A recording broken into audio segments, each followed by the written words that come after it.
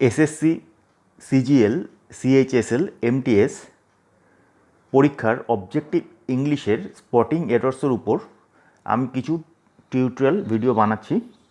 আজকে প্রথম পার্ট 1।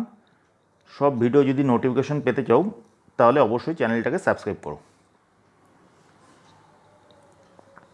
প্রথম এররটা হচ্ছে have your brother bring any luggages.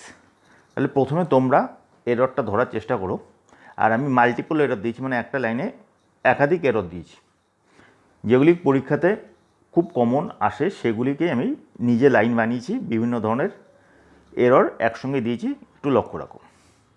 তাহলে এখানে দেখো লাইনটাতে কোথায় করে এরর আছে, এইখানে একটু লক্ষ্য রাখো, এখানে একটু লক্ষ্য রাখো। তাহলে এই যে লাইনটা আছে, এই লাইনটা হচ্ছে প্রেজেন্ট পারফেক্ট টেন্সে। প্রেজেন্ট পারফেক্ট টেন্সের ফর্মেশন কি? হ্যাভ প্লাস ভার্বের থার্ড ফর্ম। তাহলে এখানে হয়ে যাবে ব্রট, BROUGHT, ব্রট। আচ্ছা, তাহলে এইটা হলো। আর এইখানে দেখো লাগেজেস সবসময় সিঙ্গুলার হবে, তাহলে এখানে লাগেজ হবে। দ্বিতীয়টা দেখো, one of the man has lost A teeth. বলো এররটা কোথায় আছে? এখানে দুটো এরর আছে, বাট এইখানে একটু লক্ষ্য রাখো আর এইখানে একটু লক্ষ্য রাখো। দেখো ওয়ান অফ যদি থাকে, ওয়ান অফের পর যে নাউনটা থাকে সেটা সবসময় প্লুরাল হয়। তাহলে এইখানে হয়ে যাবে ওয়ান অফ দ্য, এখানে one of the men, men as lost. এখানে দেখো টুথ, টিথ যেটা সেটা হচ্ছে প্লুরাল, তাহলে সিঙ্গুলার কি? টুথ। তাহলে কি হলো? One of the men has lost a tooth. আচ্ছা, 3 নম্বর, having write the letter he entered into the post office to met the postmaster. এইখানে একটু লক্ষ্য রাখো, এইখানে একটু লক্ষ্য রাখো, আর এইখানে একটু লক্ষ্য রাখো। দেখো হ্যাভিংয়ের পর, এই যে হ্যাভিংয়ের পর সবসময় ভার্বের থার্ড ফর্ম বসে। তাহলে এখানে হয়ে যাবে হ্যাভিং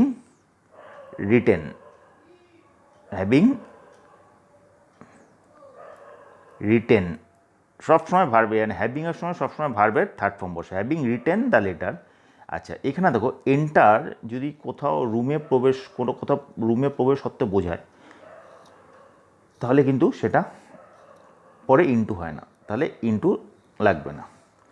আর এইখানে যে টু মেট, এইখানে দেখো এটা হচ্ছে পাস্ট টেন্স আছে, এটা কখনোই পাস্ট টেন্সে হবে না, এটা সবসময় প্রেজেন্ট, টু এর পর প্রেজেন্ট টেন্স হবে। তাহলে কী হলো? Having written the letter he entered the post office to meet the postmaster. এর পরেরটা দেখো, I want the letter to deliver yesterday. তাহলে এইখানে একটু আছে, এইখানে দেখো প্রথমে এটা পাস্ট টেন্স আছে, ইয়েস্টারডে আছে, তাহলে এইখানে যে মূল ভাবটা, তাহলে এটা কি হবে? Wanted, he wanted the letter. আচ্ছা, এবার দেখো লেটার তো অবজেক্ট, তো লেটার তো নিজে নিজে ডেলিভারি হতে পারে না, এটা তো কোনো সাবজেক্ট নয়, তাহলে লেটারটাকে কেউ না কেউ ডেলিভারি করবে। তাহলে এই যে লেটার, কিন্তু এখানে যেহেতু অবজেক্ট বসে আছে, তাহলে এই যে আছে টু ডেলিভার, সেটা কিন্তু প্যাসিভ ভয়েস হয়ে যাবে, তখন এটা হয়ে যাবে to be delivered. Clear? I wanted the letter to be delivered yesterday. Next, if I was rich I will buy a car. তাহলে কন্ডিশনাল সেন্টেন্সে এটা কন্ডিশনাল টু, তাহলে লক্ষ্য রাখো, এইখানে লক্ষ্য রাখো, এইখানে লক্ষ্য রাখো। তাহলে এখানে হয়ে যাবে were, if I were rich I would, এটা পাস্ট ফর্ম। ক্লিয়ার? নেক্সট যেটা, if you have wrote the letter I would gave you a pen. এই যে লাইনটা আছে সেটা হচ্ছে কন্ডিশনাল 3। এখানে দেখো দুটো পার্ট আছে, পার্ট 1, পার্ট 2।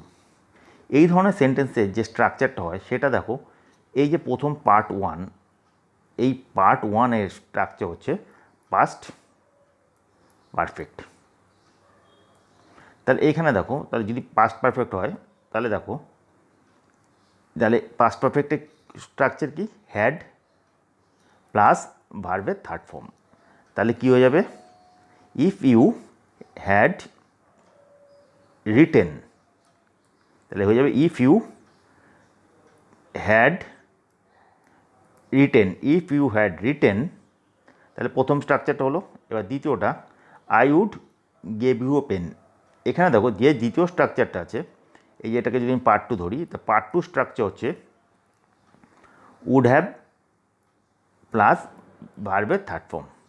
তাহলে দেখো আই উড, তাহলে দেখো এখানে উড, এবার ভার্বের থার্ড, এখানে উডের পর একটা হ্যাভ আসবে, আই উড হ্যাভ, এই ভার্বের থার্ড ফর্ম, তাহলে এখানে গিভেন হয়ে যাবে।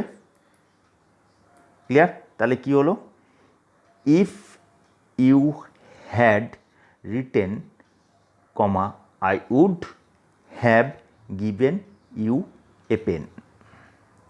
Next, neither of the two child are not eager for do the work. তাহলে কোথায় কোথায় এর আছে?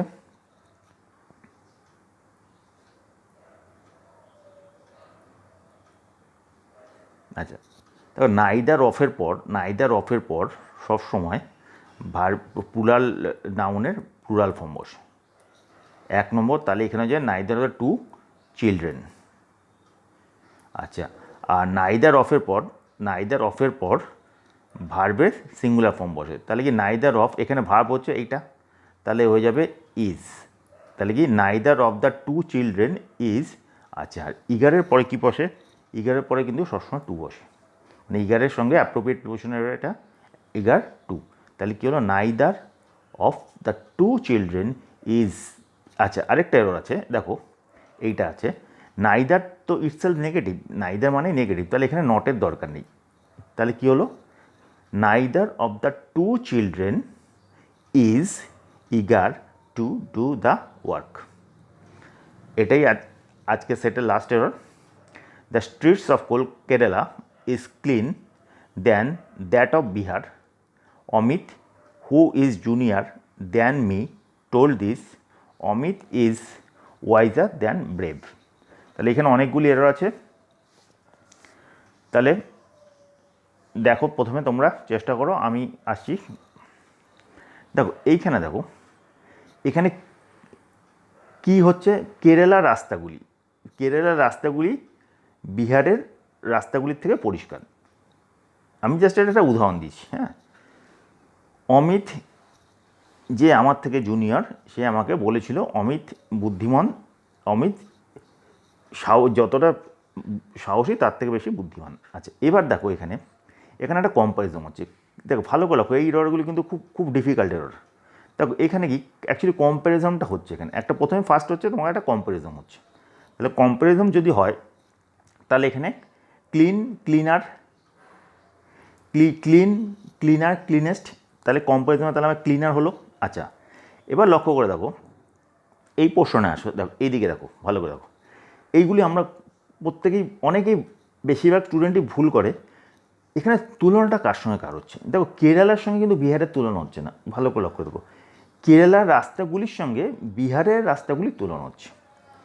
তাহলে এইখানে দেখো, এখানে দেখো এই যে স্ট্রিটস, এইটা কিন্তু প্লুরালে আছে।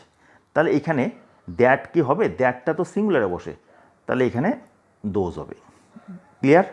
আচ্ছা, অ্যাকচুয়ালি কি, যদি আমি এখানে তাহলে কি দোষ যদি না দিতাম, তাহলে আমি মানে দোষ ইউজটা আমি যদি মানে এই দোষটাকে ইউজ না করতাম, তাহলে আমার এটা কি হতো, the streets of Kerala is cleaner than the streets of Bihar.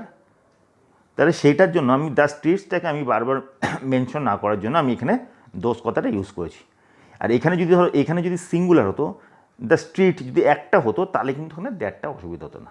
তাহলে ব্যাপারটা কি, প্রথম হচ্ছে এখানে কম্প্যারিজন হচ্ছে, এই জন্য ক্লিনার আসলো। এবার দ্বিতীয় যেটা হচ্ছে কি, কার সঙ্গে কার কম্পারিজন, যেহেতু স্ট্রিটস রাস্তাগুলির সঙ্গে কেরালার রাস্তাগুলির সঙ্গে বিহারের রাস্তাগুলির, তাহলে এই যে রাস্তাগুলি প্লুরাল, এই জন্য এটা দোষ হলো। ওকে। আচ্ছা, এরপরে এগুলি সোজা কমন এরর, জুনিয়র পরে টু বসে। আচ্ছা, junior to me told this. আচ্ছা, আরেকটা এরর খুব ইম্পর্টেন্ট। দেখো এখানে অমিতের দুটো গুণ আছে। অমিতের দুটো গুণ হচ্ছে, একটা হচ্ছে সে ওয়াইজ এবং একটা হচ্ছে ব্রেভ। এবার অমিতের দুটো গুণের সঙ্গে তুলনা হচ্ছে, মানে অমিতেরই দুটো গুণ আছে, তার তুলনা হচ্ছে। যখন একটা লোকের দুটো গুণের সঙ্গে তুলনা হয়, তখন কিন্তু মোর ফর্মটা বসে। ওকে, মোর ফর্মটা তখন বসে, ভালো করে লক্ষ্য রাখো। তখন হয়ে যায় মোর প্লাস পজিটিভ ডিগ্রি। তাহলে কিন্তু তখন কিন্তু আর কম্পারেটিভ ডিগ্রি ইউজ হবে না। তাহলে কী হয়ে গেল, ভালো করে রাখো। তাহলে কি, অমিতের যখন একই ব্যক্তির দুটো গুণের তুলনা হয় তখন কিন্তু আর কম্পারেটিভ ডিগ্রি বসে না, তখন বসে যায় মোর প্লাস পজিটিভ ডিগ্রি।